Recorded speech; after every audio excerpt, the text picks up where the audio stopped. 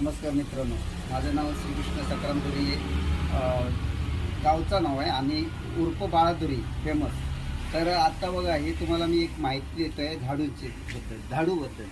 तर ते माडाचे झावळं असतात, आपण त्याला झापं बोलतो. त्या माडाच्या झापाचे हिर काढतो आपण, ते सुरीने काढायचे असतात आणि ते काढल्यापासून मग ते तासायचे असतात.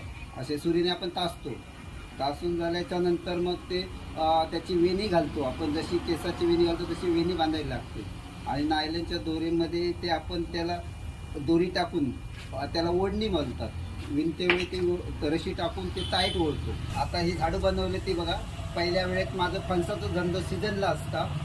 सीझन आता फणसाचा वेळ असा, त्याच्यामुळे हे झाडू बनवत आहे मी. ते असे झाडू बनवलं, हे बघा किती आणि किती विकलं आहे. तर तुमचा झाडू असतात हवी असा तर तुम्ही ते पोस्टाने तुमका कुरिअर करू शकता. ह्याची झाडू बाजारात गेलात तर 300 रुपया, पण मी अवेलेबल 250 देऊ शकतोय आणि जास्त घेतलं थोडाफार कमी करू शकतोय.